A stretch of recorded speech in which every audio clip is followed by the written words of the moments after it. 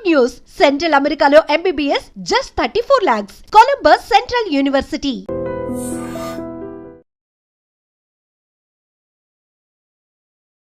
నమస్కారం, welcome to I dream. ధర్మ మార్గం విత్ విజిత కార్యక్రమానికి స్వాగతం.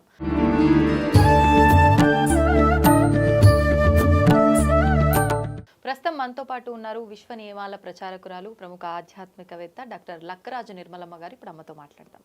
నమస్తే అమ్మ. రాఖీ పండుగ రాబోతోంది. అంటే ఒక్కొక్కరు ఒక్కొక్క విధంగా దాన్ని వివరిస్తూ ఉంటారు. విశ్వ నియమాలతో ప్రతిదీ లింక్ చేసి మీరు వివరిస్తూ ఉంటారు. మరి ఈ రాఖీని కూడా అలా ఏమన్నా విశ్వానికి కనెక్ట్ చేసి చెప్పుకునే విధానం ఏదైనా ఉంటే వివరించండి. చాలా దగ్గర సంబంధం ఉంది. ఆ విశ్వ నియమాలు 12కి దగ్గరగా ఉండే మన పూర్వీకులు పెట్టినటువంటి అంశం the law of oneness. Oneness అంటే ఏంటి? ఈ విశ్వంలో ఉండే మేలు ఫిమేలు అందరూ ఒకటే అనేది. ఎందుకు ఈ పూర్వకాలంలో ఎందుకు దీన్ని పెట్టారు అని అంటే, అన్నా తమ్ములు ఆడపిల్లను పెళ్ళిళ్ళు చేసిన తర్వాత అన్నా తమ్ముల దగ్గరికి వచ్చే అవకాశాలు ఉండేవి కాదు. ఇప్పట్లాంటి బస్సులు గిసులు ఉండేవి కావు, బస్సులు ఉండేవి, ఫోన్లు ఇంకా అసలు ఫోన్ల ఫెసిలిటీ కూడా అసలు లేనే లేదు. ఆ సందర్భంలో వాళ్ళు ఏమనుకున్నారంటే, ఆడపిల్ల మా తదనంతరం, తల్లి తండ్రి తదనంతరం రిలేషన్షిప్ మెయింటైన్ చేయాలి. మేము ఉన్నన్ని రోజులు ఆడపిల్లని పిలుస్తాం కదా, ఆడపిల్లకి ఏదన్నా కష్టం వచ్చినప్పుడు అయ్యో పుట్టింటికి పోదాము అనిపిస్తుంది కదా అని ఈ రీజన్గా పెట్టుకున్నారు వాళ్ళు. మా తదనంతరం బాధ్యతలను అన్నదమ్ములకు అప్పచెప్తున్నాం, ఆడపిల్ల బాధ్యత అని వాళ్ళు అలా పెట్టారు. పెడితే ఇప్పుడు ఏమైపోయింది, మీ చెల్లెలు వస్తుంది, రాఖీ కడుతుంది, నీవేమన్నా గిఫ్ట్ ఇచ్చటందుకే వస్తుంది, ఆమె ఎందుకు వస్తున్నది, ఆమె ఏమన్నా నీ మీద ప్రేమతోటి వస్తున్నదా, ఏదో శిరారేఖ పెట్టాలి కదా, తయారు చెయ్యి, మీ చెల్లెలకి ఏమి ఇష్టము ఇక చేస్తావు కదా చెయ్యి అంటే ఏదో పెద్ద మొత్తం దోచిపెట్టినట్టు ఫీల్ అయ్యి ఆడవాళ్ళం అంటుంటాం సామాన్యంగా. కానీ దట్ ఈజ్ రాంగ్. ఇంకొకటి ఏంటంటే, అన్నతమ్ములు కూడా వాళ్ళ భార్యలతో ఇబ్బంది పడ్డం, వాళ్ళ అత్తగారి వాళ్ళ వైపుతోటే ఎక్కువ రిలేషన్షిప్తో ఉంటారు. అమ్మా నాన్న లేరనుకుందాం, ఆడపిల్లల ఇంటికి పోవడం కానీ మళ్ళా చెల్లెళ్ళ దగ్గరికి పోవడం, వాళ్ళని వీళ్ళ ఇంటికి పిలుచుకొచ్చుకుని అవకాశాలు లేని దూర ప్రాంతంలో ఉన్న కుటుంబాలలో ఉన్న మగపిల్లలకు కూడా వాళ్ళ అమ్మా నాన్న లేనప్పుడు వాళ్ళ బేలగా తయారైపోతారు. ఎప్పుడైతే వాళ్ళు బేలగా తయారైపోతారో వాళ్ళ చక్రాలన్నీ క్లోజ్ అయిపోతాయి. వాళ్ళ చక్రాలు క్లోజ్ అయిపోయినప్పుడు ఏ చెల్లెలో తనలాంటి అక్కనో చెల్లెలో తన ఇంటికి వచ్చి వాళ్ళ చెయ్యి పట్టుకొని ఆ చేతికి ఇలా రాఖీ కట్టినప్పుడు ఆ స్పర్శ వల్ల వాళ్ళల్లో ఉన్న బ్లాకేజెస్ ఓపెన్ అవుతాయి. అదే విశ్వరహస్యం. హార్ట్ చక్ర ఓపెన్ అవుతుంది మగవాళ్ళకి. ఇక్కడ నాడి పట్టుకొని చూస్తారు కదా నాన్న ఎవరైనా. డాక్టర్ల దగ్గరికి వెళ్తే ఆయుర్వేదికంలో ఇక్కడ ఒక నాడి ఉంది.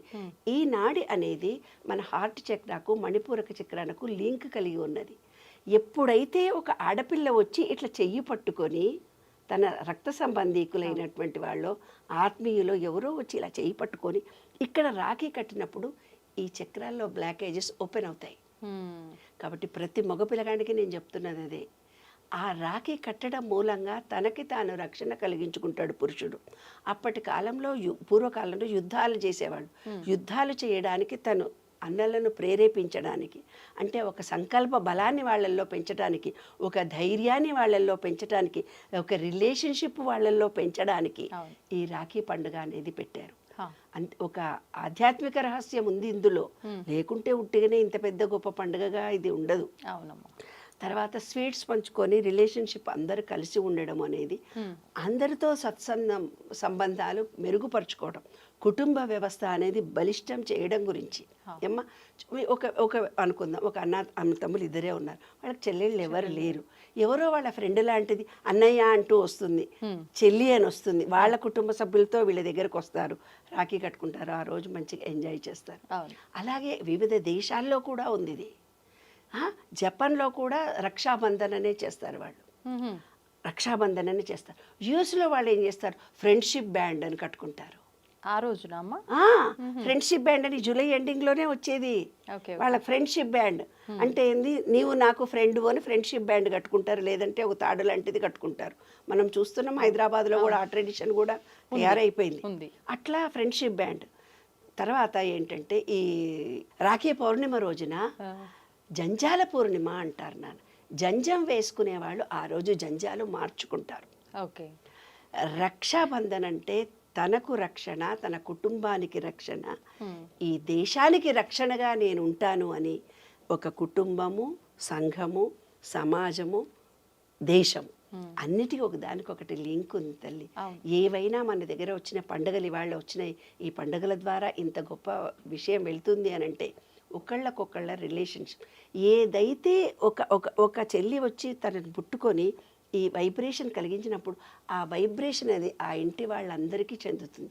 ఇతనిలో కలిగినటువంటి వైబ్రేషన్ ఏది, లా ఆఫ్ వైబ్రేషన్ జరుగుతుంది.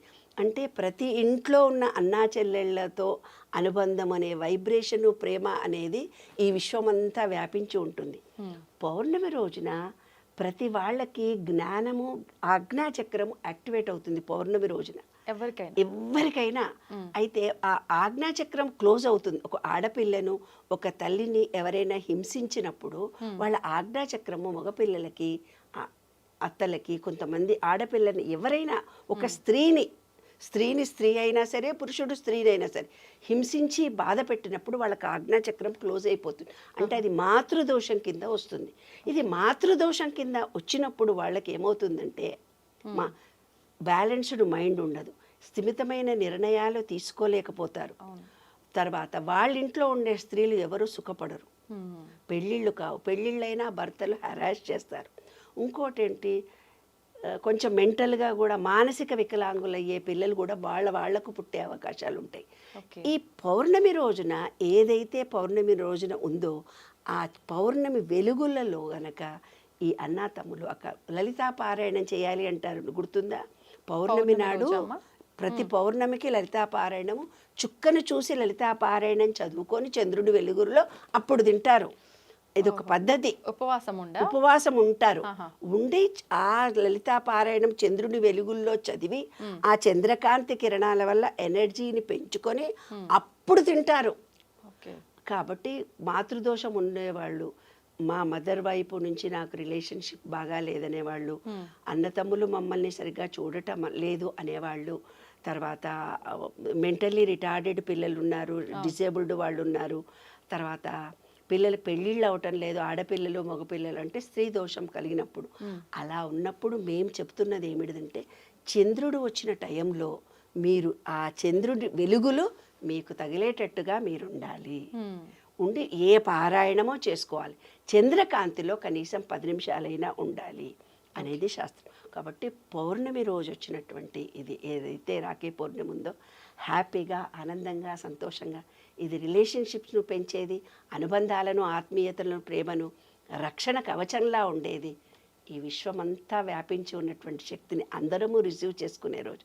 హ్యాపీగా, ఆనందంగా అన్నదమ్ములు, అక్కచెల్లెలు ఉన్నా సరే లేకున్నా సరే రాఖీలు కట్టేసుకుందాం, ఆనందంగా ఎంజాయ్ చేద్దాం, స్వీట్లు పంచుకుందాం, స్వీట్లు తినేద్దాం. You go and enjoy. ధన్యవాదాలమ్మా. తవ్వండి, తవ్వుతూనే శివలింగం సరే దాన్ని అట్లా కప్పేసేయండి, చూపించదండి. Krishna is there. మూర్తి పూజ కాదు, సాక్షాత్ బ్రజేంద్ర నందన భగవాన్ ఉన్నారు మూర్తిలో. ఏమీ ఆశించకుండా ఆరాధించే వాళ్ళు కూడా ఉన్నారా ప్రభుజీ? నిజమైన భక్తి అంటే మనకు తెలియదు కాబట్టి